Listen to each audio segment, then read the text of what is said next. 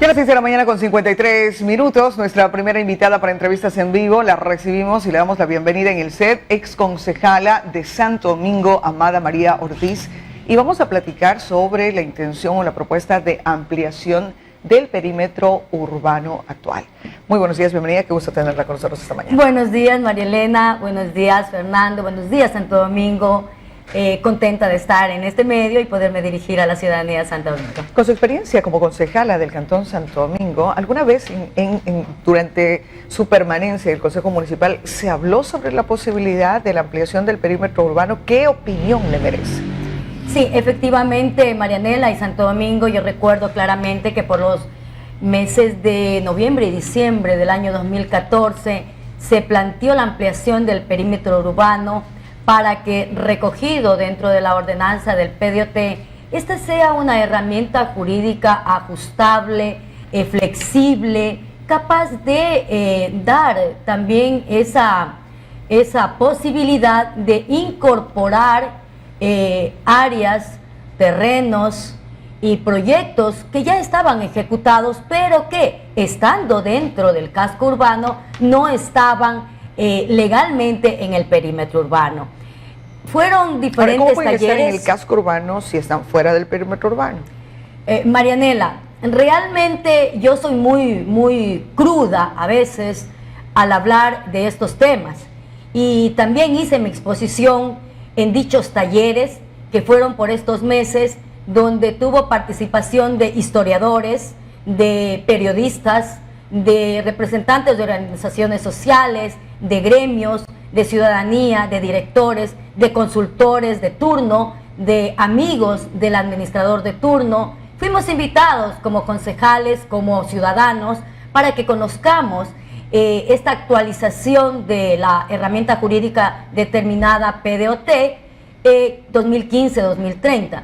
Y el perímetro urbano fue una de mis también bastantes preocupaciones, porque, por ejemplo, una zona o el área de la UTE se la incorporaba porque tocaba regularizar. Así también un proyecto urbanístico, que no voy a decir el nombre, también se lo incorporaba al perímetro urbano. Pero vamos ahí, querida Marianela, santodomingueños, ¿cuál es el objetivo profundo? ¿Cuál es el espíritu profundo? Está bien, si lo presentamos de esta manera, suena súper bonito, suena responsable, suena a la intención de regularización que tiene también el Consejo Municipal para el uso del suelo. Perfecto, dentro de las facultades, pero la intención de ir ampliando el perímetro urbano también es una necesidad. Sin embargo, la intención en aquella época era esa, que como se había ido desarrollando el cantón, se había ido ampliando el perímetro urbano, y que muchos estaban, como tú me lo preguntas, ¿cómo es que están? Pero no están dentro de la formalidad, dentro de la ordenanza, ¿no es cierto? Había esa necesidad. Es decir, en ese tiempo se hizo una reforma, se hizo ya una ampliación al perímetro urbano. Exactamente, se hizo ya una ampliación al perímetro urbano, que bajo la explicación de los consultores de turno, amigos del administrador, o quienes van siempre, los amigos que van ahí y dicen, bueno, en el eje vial de la vía Quito, de la vía Quevedo, de la vía Quinindé. ¿Qué se estableció? ¿Cuáles fueron los puntos en los que se supone que en ese tiempo se aprobó hasta dónde era el límite urbano? Se ampliaba, querida Marianela, por ejemplo, por dar un ejemplo claro y que la ciudadanía lo puede ubicarse, puede ubicarse, ¿no? Por ejemplo, en la vía Quinindé. Se hablaba que el perímetro urbano se terminaba en la clínica Cuba Center. Cuba Center, ya, perfecto. Una de mis observaciones, ustedes recordarán, en la ordenanza esta de mercados, era de que, por ejemplo, en los dos lugares donde ahora se puso un letrero mercado municipal, cuando nunca hubo mercado municipal aprobado en ordenanza, sí, porque esto era un espacio y es otra historia, yo decía, pero no están dentro del perímetro urbano. Pero se extendió ahora hasta el mercado, hasta los mercados municipales. No, ahí es actualmente. No, sigue hasta la clínica Cuba Center, por ahí un poco más. Ahora, la intención, y a lo que me voy, Marianela, últimamente, por ejemplo, los portones, las urbanizaciones, las lotizaciones, están yendo en las entradas de las vías. Ok. ¿Quién regula? ¿Cuál fue la planificación? ¿Quién establece las medidas técnicas? Por ejemplo, ahí los servicios básicos son estas lagunas de oxidación y todo eso, que sabemos que eso es para la zona rural dentro de la ley. Pero más allá de eso, el PDOT deja establecido 2015-2030 de que hay la necesidad de consolidar, efectivamente ya ampliado el perímetro urbano, hay la necesidad de consolidar y concretar servicios básicos, obra es decir, pública. Necesitamos llenar lo que ahora consideramos como...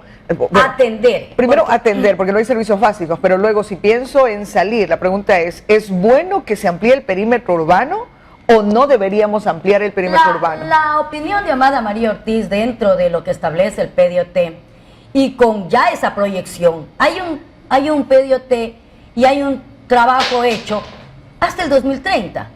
Dentro de sus líneas se establece que del porcentaje del 100%, solo el 25% está consolidado y atendido en obra básica en el casco urbano, en lo que es la ciudad. ¿Por qué no atender primero eso cuando no hay agua potable, no hay alcantarillado? En muchos casos ni siquiera hay la aprobación del plano. Es ¿Por decir, qué no primero atender debemos eso? atender adentro, Exacto, ¿es lo que le entiendo? y cumplir Ok. con esa herramienta jurídica construida para hasta el año 2030.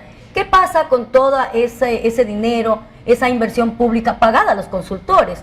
¿Qué pasa con todos estos actores que en las mismas líneas hay una memoria que dice que fueron más de 1030 actores en talleres en días diferentes?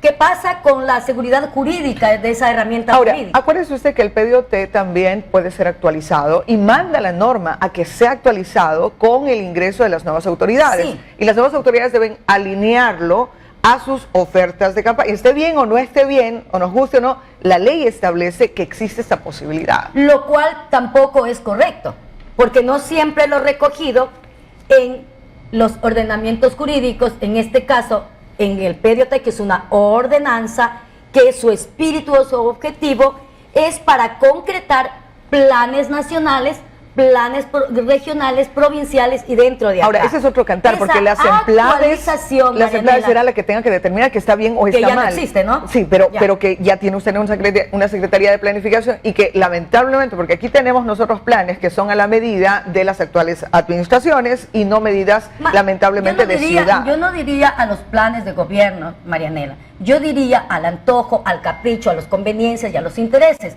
Hay urbanizaciones y proyectos urbanísticos que ahora están fuera de ese perímetro urbano. ¿A cómo compraron la hectárea? ¿Cuánto cuesta el metro en la zona rural? ¿Y cuánto costaría ese metro de tierra ya hecho urbano? ¿Cuáles son los intereses aquí? Y la ampliación del perímetro urbano y la seguridad jurídica y la institucionalidad de la herramienta jurídica, ¿dónde queda? Debería de llenarse. Yo siempre he sido crítica y frontal de que no porque el COTAD establece está bien hecho, hay vacíos, hay errores que se deben de perfeccionar. Entonces, que desde su punto de justamente vista, no permiten son libertad. necesidades, la ampliación del perímetro urbano no sería una necesidad, sino un interés.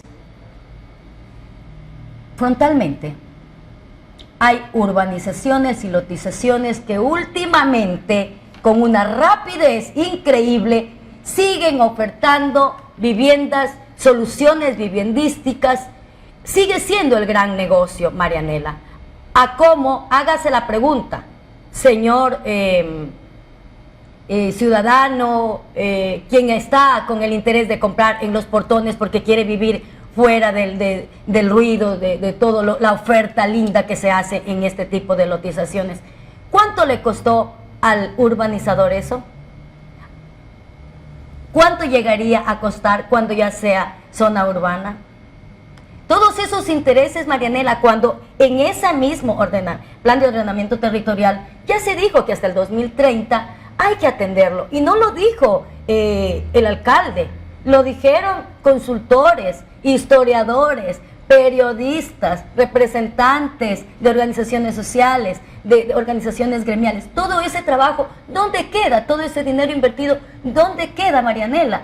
Y seguimos con lugares que no se aprueban planos, seguimos con una institución jurídica de regularización que no se cumple, que no se hace. Marianela, esto es puro interés de los amigos de turno, de los consultores de turno, que sigue siendo el mejor de los negocios, la vivienda, ese derecho de la vivienda que es un derecho humano que no debe de ser comercial. Queremos agradecerle esta mañana por habernos acompañado, abogada. Muchas gracias, Marianela, siempre a la orden. Y nada más para recalcar que lo que también se debe de atender, y alguna vez lo hablamos con Fernando, también allí se perjudicó a quienes poseen 500 metros, 200 metros, media hectárea, hectárea y media, para la regularización del lote mínimo rural, que dentro de esa misma herramienta jurídica que se actualizó, la actualización debe de ser para perfeccionar, para corregir. ¿Por qué dice usted que se perjudicó? Porque dentro del COTAD establece que mediante la ordenanza se debe de regularizar también el lote mínimo rural. Pero consideremos que el espíritu de la ley lo impide, ¿no es cierto?, para que no se fraccione, pero ya hay posesiones. Y mi planteamiento a uno de los consultores fue que mediante una transitoria se regularice, se dé tranquilidad, se dé esa atención a esta herencia social, porque muchas personas recibieron 500 metros, media hectárea por un regalo, o porque simplemente el padre solo tenía 2 hectáreas y tenía 2 hijos, entonces repartió 1 hectárea, media hectárea, media hectárea. Ahora, pero eso sí se puede hacer actualmente. Por supuesto que lo pueden reformar, y ahí sí se puede actualizar. No, pero actualmente sí puede usted por donación recibir menos de 1 hectárea. Como usted lo dice, por donación, pero ¿quién dona? Dona, el Código Civil establece quién debe donar. ¿El propietario? No. Quien recibe la donación es solamente consanguíneo, pero resulta que a usted trabajó unos 10 años y le quisieron regalar.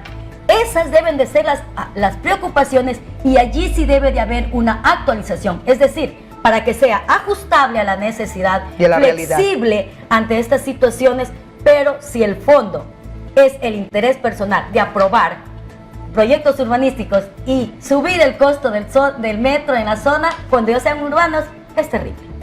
Continuamos con más 7 de la mañana con 5 minutos. Agradecemos la presencia de la doctora Amada María Ortiz, ex concejala del Cantón, a propósito de su punto de vista sobre la ampliación, esta discusión que se da en la municipalidad, la ampliación del perímetro urbano.